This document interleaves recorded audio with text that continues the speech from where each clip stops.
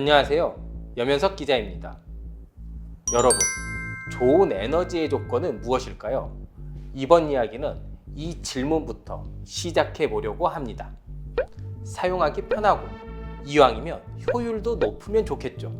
거기에 운반과 저장도 편해야 할 것입니다.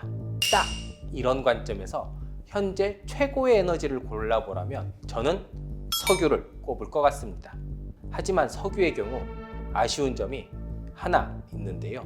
최근 에너지 트렌드인 탈탄소, 쉽게 말하면 깨끗한 에너지원은 아닙니다. 이런 관점으로 보면 석유가 마냥 좋은 에너지라고는 할 수 없겠죠. 말이 나온 김에 요즘 핫한 에너지원들을 한번 빠르게 살펴보겠습니다. 저는 재생에너지와 원전, 수소 정도를 꼽을 수 있겠습니다. 재생에너지는 일단 자연에서 오는 에너지원입니다. 태양과 바람, 물 등 말 그대로 계속 사용할 수 있는 에너지원이며 당연히 탄소 배출은 없습니다. 친환경성이란 측면에서 좋은 에너지원이긴 하지만 사용과 저장, 운반은 결코 쉽지 않습니다. 날씨가 흐리거나 바람이 불지 않거나 물에 낙차가 없으면 에너지를 만들 수 없기 때문이죠. 또한 에너지를 일정하게 만들기도 힘듭니다.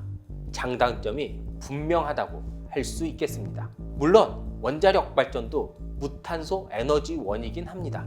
하지만 원자력 발전 후 나오는 사용 후 해결료 처리 문제는 아직도 골칫거리입니다. 다만 안정적으로 에너지를 생산하기는 좋죠. 이 둘을 잘 섞어 놓은 것이 바로 수소입니다. 수소를 만드는 방법은 정말 다양합니다. 이번 시간에는 재생에너지를 이용해 만드는 소위 그린 수소에 대해 이야기해 보도록 하겠습니다. 자, 이런 측면에서 수소도 무탄소 에너지이자 저장할 수 있는 에너지원인데요. 사용법 역시 우리가 지금 대중적으로 사용하는 천연가스와 비슷합니다. 그럼 수소의 장점을 조금 더 알아볼까요? 우선 에너지 효율이 좋습니다. 수소의 질량당 에너지 효율은 천연가스의 3배 수준입니다. 다만 수소 생산부터 사용까지 모두 연계해 발전소를 돌린다고 생각하면 총 발전 효율은 약 28% 정도입니다. 석탄 화력 발전 효율이 35% 정도이니 석탄 화력 발전보다 효율은 조금 떨어지는 셈입니다. 물론 효율은 조금 떨어지지만 깨끗한 에너지원이란 점을 감안한다면 이 정도면 준수한 편은 아닐까요? 또한 수소의 가장 큰 장점은 앞서 잠깐 언급한 것과 같이 저장과 운송이 가능한 에너지원이라는 겁니다. 사실 청정 에너지원이란 전기를 만들 때 탄소가 나오지 않는다는 것인데요. 문제는 여기서 전기가 2차 에너지, 쉽게 말해 한번 바뀐 에너지이기 때문에 에너지 손실은 피할 수 없다는 점입니다. 또한 전기는 이동 중에도 손실이 꽤 발생하는데요.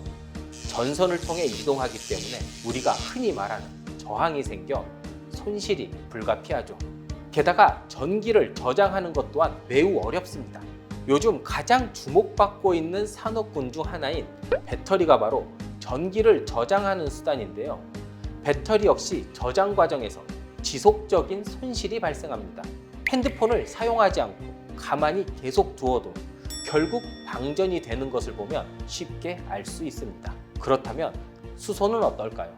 아직까지는 수소도 이동과 저장에 손실이 많이 발생합니다.